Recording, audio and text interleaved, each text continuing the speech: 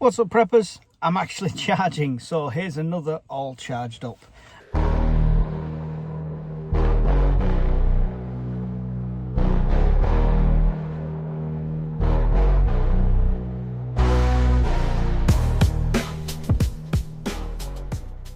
And an opportunity for you for me to tell you all about this electric car. So I see the merits of an electric car as a prepper. The fact that it is a giant 60 kilowatt power bank. I've got an adapter. I can do vehicle to load, which means I can put a 4-gang adapter into it and power half the house off it. Brilliant, right? But the cons have outweighed the pros now. It's got to that stage. So, as I've mentioned before, I've gone from a 2-income household to a 1-income household. The cost of living for that is a nightmare. I'm actually doing a new cost of living video, which will be out soon. But part of the thing is I've got to get rid of this, right? Because the salary sacrifice with the amount of miles I do is quite extortionate. You're looking at like nearly 20% of my salary gone on this.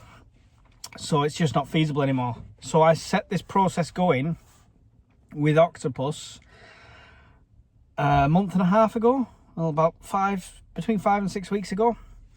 And they said, when you fill it all in, said, what do you want your collection date? And I thought, oh, I'll push it right up and I'll push it to like the 18th or the 19th I clicked for them to collect the car. So I thought, brilliant, that'll be collected. My next salary will be worked out. Without that, I'll be all right. We'll be okay with a single income. No problems. Took Octopus a week, 2 weeks to process the form I'd filled in. By that time, they then had to contact my HR team at work to confirm everything, who then, in turn, didn't get back to Octopus for another week or so. So it's just delayed it and delayed it and delayed it, and it's rolled over, and I've literally had my pay slip today, which I get paid tomorrow, to say it's come off again. So it's left me in a position that's like, oh my God, what am I going to do? I mean, luckily, we're preppers, right? I'm prepared. We've got food in, stuff like that. We're going to survive. It's not a problem. You know, no one's going to go hungry or starve. It's just not great running up to Christmas. You know what I mean? So it's going to be a lastminute.com Christmas jobby again, but that's the way it is. So Octopus annoyed me there. And then on the other foot, I've got them as home energy. And they're brilliant. I don't know how they could do one thing so right and one thing so wrong. It's so strange. As far as home energy goes, it's reduced my bills.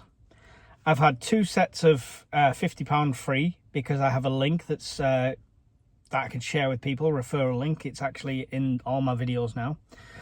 And when somebody uses that, they get £50 credit, and so do I. So my account's in like mass credit with them. It's doing really well. So I can actually, like, luckily this month I can not pay them and they'll still be paid because my account's in credit. So there's no outgoing there. So there's a bit of a saving there to be had. But yeah, when it comes to contact, customer service, pricing, the energy side of it, absolutely brilliant. The cars, avoid like the plague. Not just for the fact electric cars are overpriced to begin with. It's a lease deal.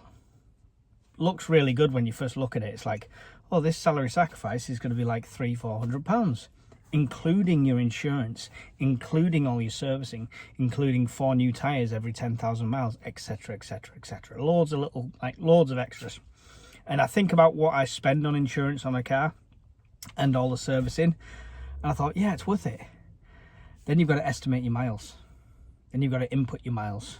And because I commute nearly 2 hours each way, twice a week, my miles were up to about 20,000, 22,000 a year.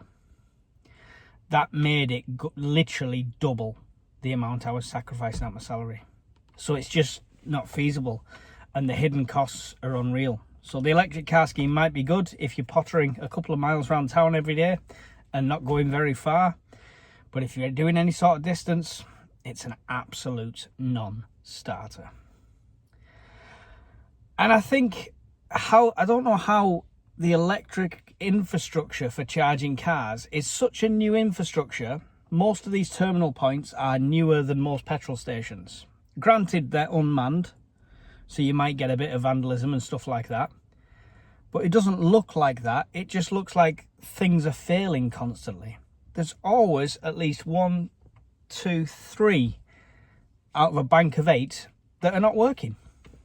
So if there's more than 5 people here, you're either waiting or you've got to drive on and find somewhere else to charge. The infrastructure, how can an infrastructure that's so new be failing so badly?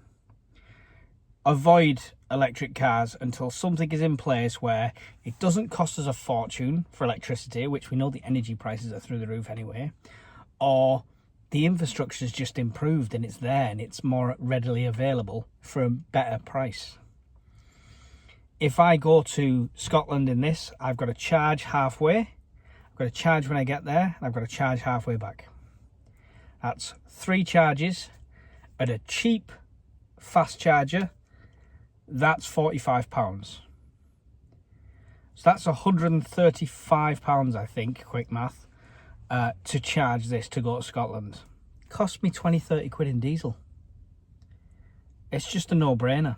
And I'm going to struggle to pick up a decent car after this for a while. So I'm just going to have to try and find a cheap runaround or something like that. But I am going to be sharing Mrs. Urban Prepper's car. So we got to work out the timings with kids and school runs and stuff like that.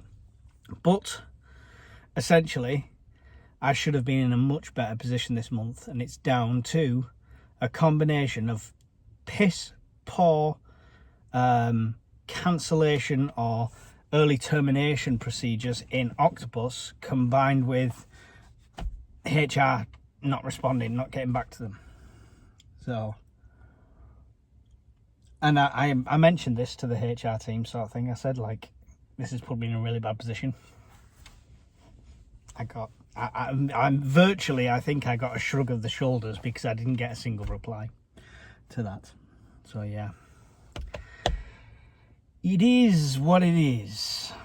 But despite me singing the praises a few times, defending myself, I'm telling you now, this is the final word. Unless you can afford to have an electric car on your drive as an emergency power bank or a complete Teotihuacan vehicle, and they'd also have a normal car as well, then I would avoid them. The benefit of having it as well as a normal car for Teotihuacan is pumps will run out. Pumps will not be working on fuel stations straight away. Even if you can manually siphon fuel, it only lasts so long.